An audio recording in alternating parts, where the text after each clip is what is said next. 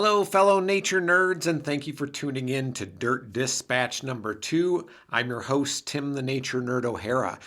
So I have a few things I'm going to talk about this week. Most of them happen to be bird related. And of course, first up on the agenda is the Pelican update. A group of pelicans I learned is called either a scoop, which is fun, or a squadron, which is particularly appropriate for my group of pelicans because we are on an Air Force base here.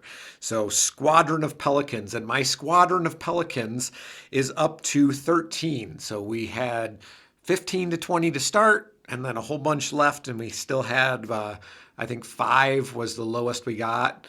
And then a whole bunch have come back. So I don't know if they're the same ones that came initially and maybe they went somewhere else and hung out for a while and have now come back. Or maybe they're new pelicans. But either way, our squadron is now up to about 13. So I'm still hopeful that we've got some nesting going on. Some of them appear to have shed their bill horn that I talked about in the podcast. So maybe that means that they've mated and laid eggs. The other bonus to calling them a squadron is that means we can say things like, hashtag squad goals. So hopefully we'll have chicks soon, and I'll keep you updated on that. The other things that I want to talk about, I'm doing some community science here in conjunction with it's called the Diversity Institute out of the University of Wyoming over in Laramie. And they're doing a community science project called the Vulture Watch. So Wyoming has turkey vultures. That's the only species of vulture that we have here. Back in Virginia, we had black vultures as well. But here it's just turkey vultures. And it turns out there's not a lot known about turkey vultures in Wyoming. It's known that they're here, but it's not known some of their behaviors, where they roost, where they nest, things like that. So they're enlisting community members to document when they see turkey vultures here in Wyoming, if they see them roosting or what's called kettling, which is when they ride the thermals in big groups, or if they're feeding. So I thought it was interesting because over in Laramie at the University of Wyoming, they have a documented roost.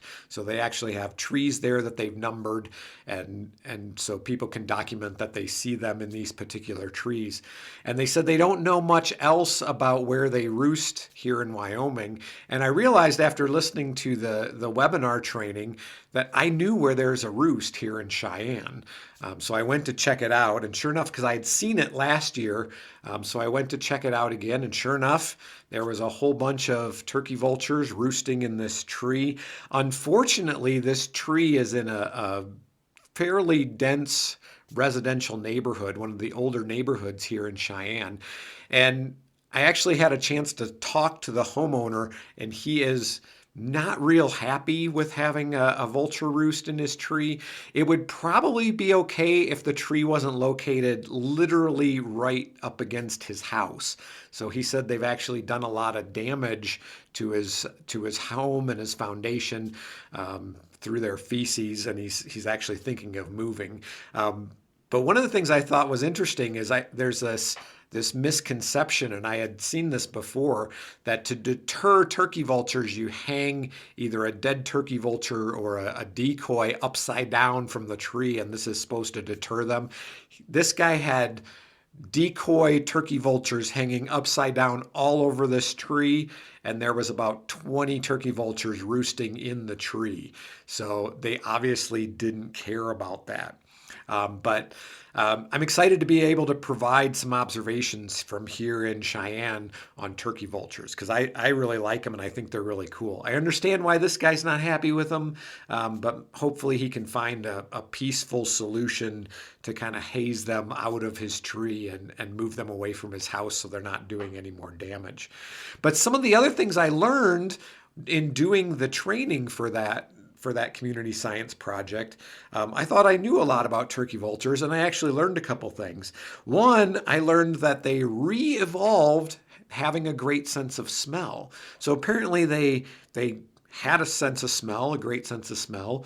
They lost that sense of smell, and then they re-evolved it in order to be carrion specialists. So that's pretty cool. I also learned that you can't leg band them. So that in order to identify individual turkey vultures, they actually have to put it's like a marker or a tag in their wing. They can't leg band them because one of the more disgusting habits of turkey vultures, other than eating dead things, is that they will actually defecate on their own legs and feet. Now, it used to be thought that this was a way to cool them off in hot weather, but what they've determined is that that might not be the case because they actually do it in cooler weather or in cooler environments. So they think it's actually a way to kill bacteria and things like that on their legs. And when you put a leg band on it, all that does is make the feces kind of build up. And so it's not good. It's not healthy for the bird. So I thought that was interesting. The other thing I wanted to share with you, and I got very excited about this, I heard great horned owls here again for the first time this spring. So I know we have them around here. I heard them a little bit in the fall, which is when they breed. They breed in the fall. But now this is the first time I've heard them this spring. And I heard at least two, maybe three.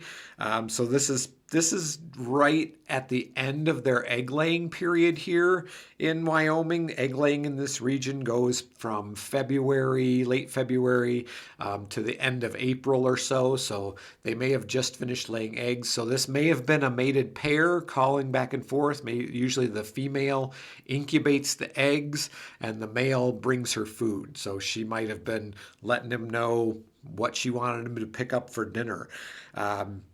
Interestingly, they don't build their own nests generally. They usually take over a nest that has been abandoned by a hawk or some other large bird like that. So I'm going to have to start looking around because they like an open area. They don't like to be hemmed in by a lot of branches. I'm going to have to start looking around and see if I can figure out if there's a nest nearby. Out in front of our house here, there's 2 rows of pine trees, and I did find some old owl pellets out there the other day when I was poking around. So hopefully they'll come roost in those trees and we'll get to hear them up close. Maybe I can get some recordings of them. So that's what's been going on here at Dispatches HQ. I hope you're having a lovely spring. Again, springtime here in Wyoming, we're still got forecasts of possible snow and our trees are still just trying to really hard to bud out. I did see a bat last night, so again, that's another good sign of spring because the bats are migratory here, so they're coming back from their migration. Hopefully we don't get any in the attic because that does happen around here quite a bit. We're in historic housing, so it's not always airtight. But that's all I have for you this week. Tune in to the next episode of the Dispatches from the Forest podcast. If you want to support the podcast, check out our Patreon page and consider becoming a patron. That's patreon.com/dispatches from the forest. If you want to send me an email or make a donation by PayPal, that address is dispatchesfromtheforest@gmail.com. And if you're interested in any Dispatches from the Forest merchandise, our merch store can be found at cafepress.com/dispatches from the forest. All right, everybody, I'm your host, Tim the Nature Nerd O'Hara, reminding you to go outside and get dirty.